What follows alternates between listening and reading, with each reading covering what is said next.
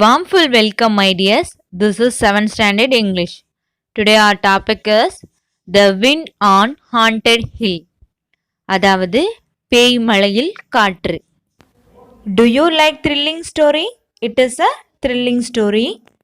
நீங்கள் மலைப்பகுதிக்கெலாம் போயிருக்கீங்களா? எப்படி இருக்கும்? ரொம்ப சில்லுன்னு காற்று வீசும். ஊட்டி கொடைக்கானல்லாம் சில்லுன்னு இருக்கும்ல, அதே மாதிரி இந்த லெசன்ல ஒரு மலைப்பகுதி இருக்கு. அங்க வேகமா புயல் மாதிரி காத்து வீசுது. அதை பத்தி தான் இந்த லெசன்ல நம்ம பார்க்க போறோம். Glossary. Moaned, make a long low sound. Haunted, possessed. Ruins, decayed, collapsed building or place. Terrible, fearful. Saddle, low point on a ridge between two summits. Crumbling, breaking apart into small pieces. Scuttled, ran with short, quick steps.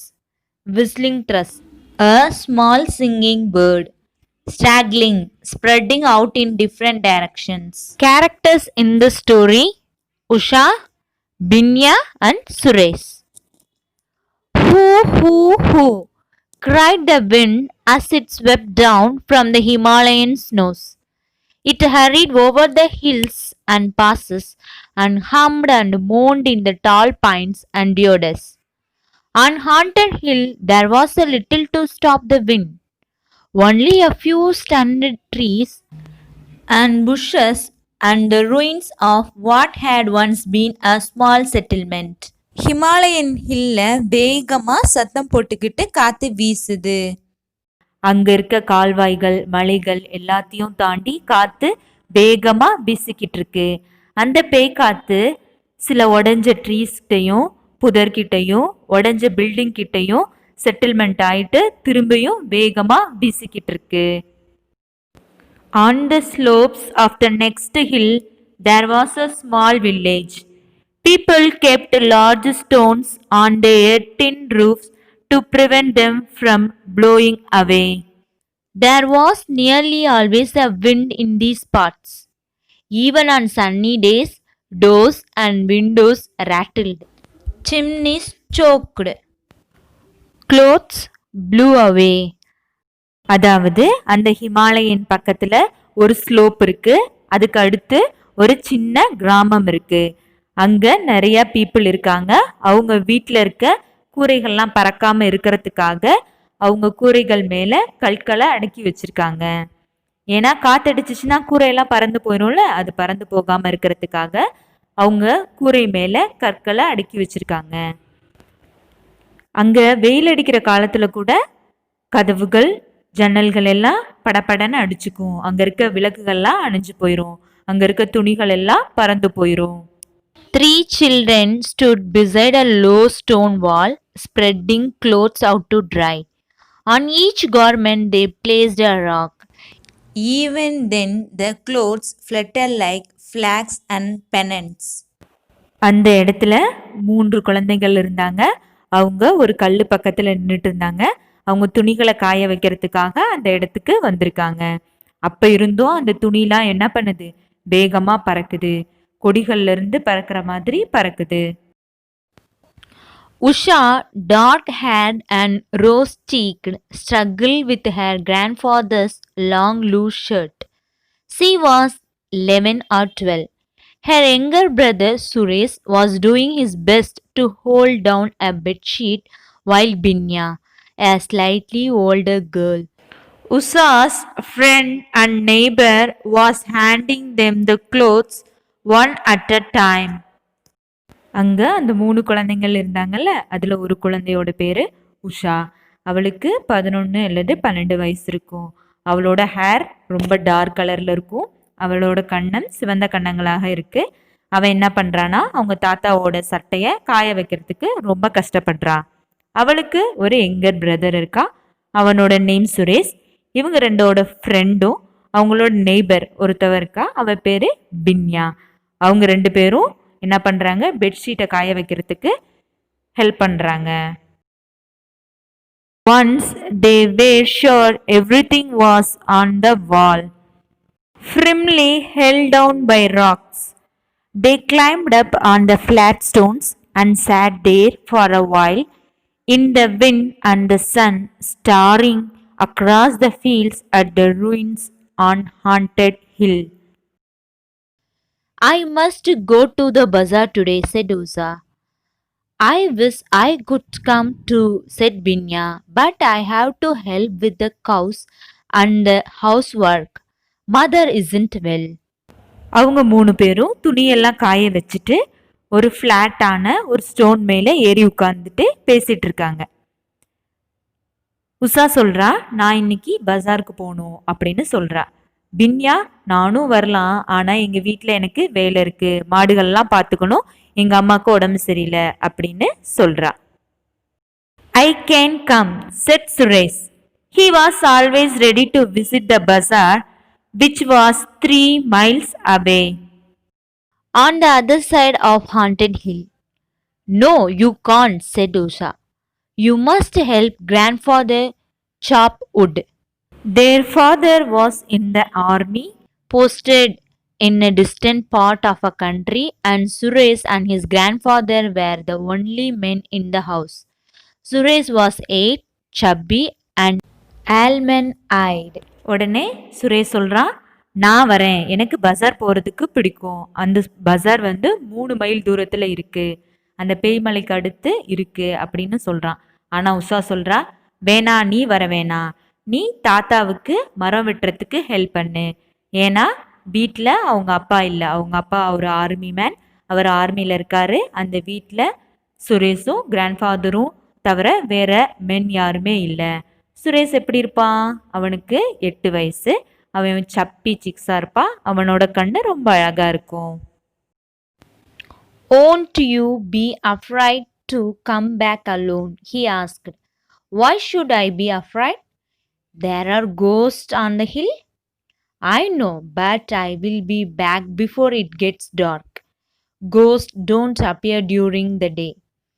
Are there many ghosts in the ruins? Asked Binya. Suresh கேட்குறான், நீ தனியாக வரத்துக்கு பயப்பட மாட்டியா அப்படின்னு கேட்குறான். அதுக்கு உஷா சொல்கிறா, நான் ஏன் பயப்படணும்? அதுக்கு சுரேஷ் சொல்கிறான், அங்கே நிறைய பேய்கள்லாம் இருக்கும் அப்படின்னு சொல்கிறான். உஷா சொல்கிறா, எனக்கு தெரியும், நான் இருட்டுறதுக்கு முன்னாடி நான் வந்துடுவேன், ஏன்னா கோஸ்ட்லாம் பகலில் வராது, இருட்டுறதுக்குள்ளாட்டி நான் வந்துடுவேன் அப்படின்னு சொல்கிறான். பின்யா கேட்குறா, என்ன நிறைய பேய்கள் அங்கே இருக்குமா அப்படின்னு கேள்வி கேட்குறா.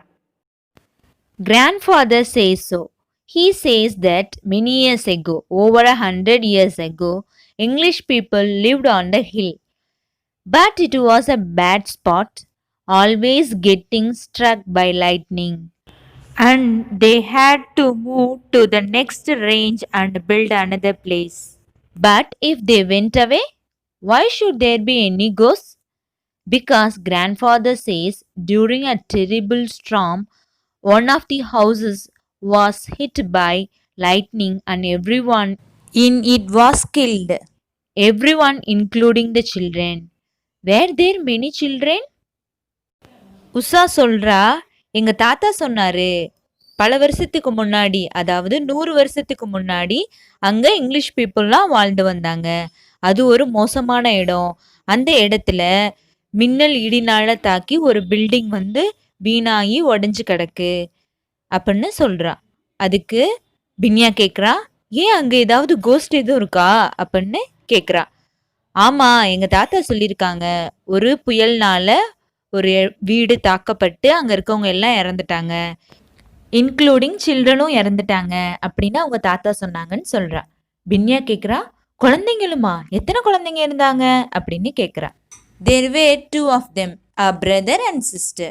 Grandfather says he has seen them many times when he has passed through the ruins late at night. He has seen them playing in the moonlight. Wasn't he frightened? No, old people don't mind seeing ghosts. அங்க குழந்தைங்க 2 பேர் இருந்தாங்க, ஒரு brother ஒன்று, ஒரு sister ஒன்று. எங்க தாத்தா அந்த உடஞ்சி போன பில்டிங்ல நிறைய தடவை பார்த்துருக்காராம். அவங்க 2 பேரும் நிலா வெளிச்சத்துல விளையாடுவாங்களாம் அப்படின்னு உஷா சொல்றா. அதுக்கு பின்யா கேட்குறா, ஏன் அவருக்கு பயமா இல்லையா அப்படின்னு கேட்குறா. இல்லை, ஓல்டு பீப்புளெலாம் கோஸ்ட்டை பார்த்து பயப்பட மாட்டாங்க அப்படின்னு உஷா சொல்கிறா. Usha set out on her walk to the bazaar at 2 in the afternoon. It was about an hour's walk. She went through the fields, now turning yellow with flowering mustard, then along the saddle of the hill and up to the ruins. The path went straight through the ruins. Usha knew it well. She had often taken it while going to the bazaar to do the weekly shopping or to see her aunt who lived in the town. Usha வந்து 2 மணி இருக்கும் மதியானம் பஜாருக்கு நடந்து போறா. அது 1 மணி நேரம் போறக்கூடிய தூரத்துல இருக்கு.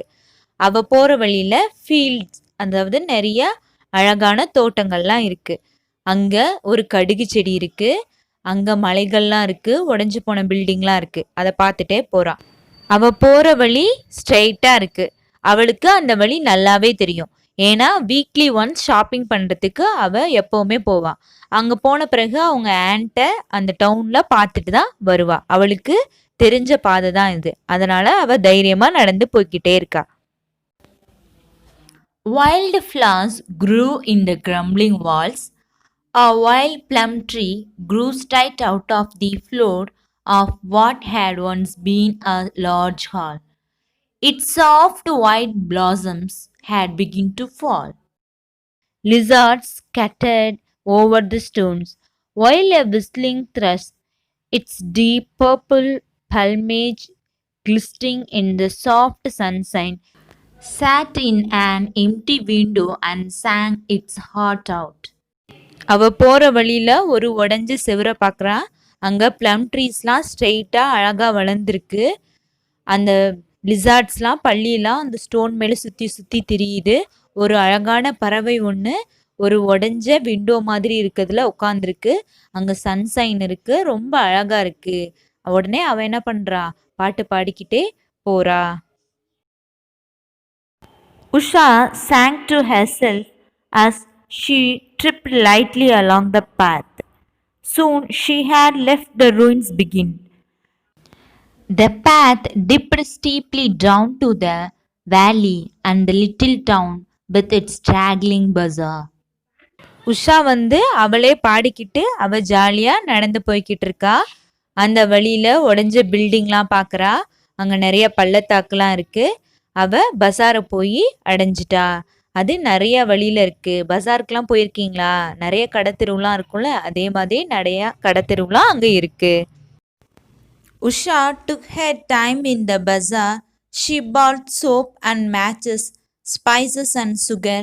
None of these things could be had in the village, where there was no shop, and a new pipe stem for grandfather's hook, and an exercise book for Suresh to do his sums in. As an afterthought, she bought him some marbles. Then she went to a mochi shop to have her mother's slippers repaired. The mochi was busy, so she left the slippers with him and said she'd be back in half an hour. Usha வந்து பஜார் போய் சேர்ந்துட்டா. அங்க நிறைய soap, matches, spices, sugar இது எல்லாத்தையுமே அவ வாங்குறா. ஏன்னா அவளோட வில்லேஜ்ல இந்த பொருட்கள்லாம் கிடைக்காது. அங்க எந்த கடையுமே இல்லை. வீக்லி ஒன்ஸ் இந்த பஜார் வந்து தான் அவ வாங்குவா. அது மட்டும் இல்லாம தாத்தாவுக்கு சிகரெட் குடிக்கிறதுக்காக ஒரு பைப் ஸ்டெம் மாதிரி இருக்கு, அது வாங்குறா. அது மட்டும் இல்லாம சுரேஷுக்கு எக்ஸசைஸ் புக் ஒன்று வாங்குறா. மார்பிள்ஸை பார்த்தோன்னே இதையும் வாங்கிக்கலாம் அப்படின்னு சொல்லிட்டு அதையும் வாங்குறா. அதுக்கப்புறம் மோச்சி ஷாப்புக்கு போறா. அந்த ஷாப்ல ஸ்லிப்பர் ஷாப்பு, அது வந்து அவங்க அம்மாவோட ஸ்லிப்பர் ரிப்பேர் ஆயிருக்கும். அதை ரிப்பேர் பண்றதுக்காக அந்த ஷாப்ல கொடுக்க போறா. அங்க நிறைய ரஷ்ஷா இருக்கு, கூட்டமா இருக்கு.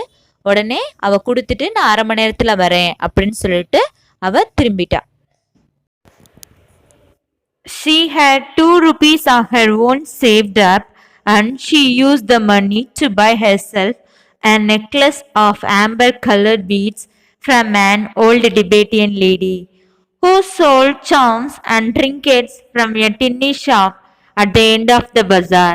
Usha met her aunt Lakshmi, who took her home for tea. அதுக்கப்புறமா அவ 2 ரூபா சேவிங்ஸ் வச்சிருக்கா. அந்த சேவிங்ஸ்ல அவளுக்கு ஒரு நெக்லஸ் வாங்குறா.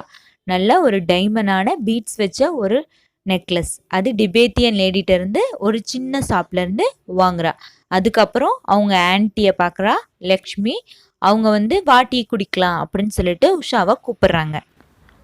Usha spent an hour in Aunt Lakshmi's little flat above the shops, listening to her aunt talk about the ache in her left shoulder and the stiffness in her joints.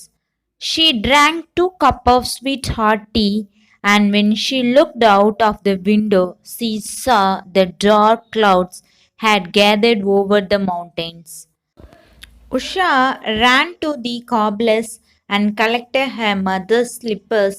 The shopping bag was full.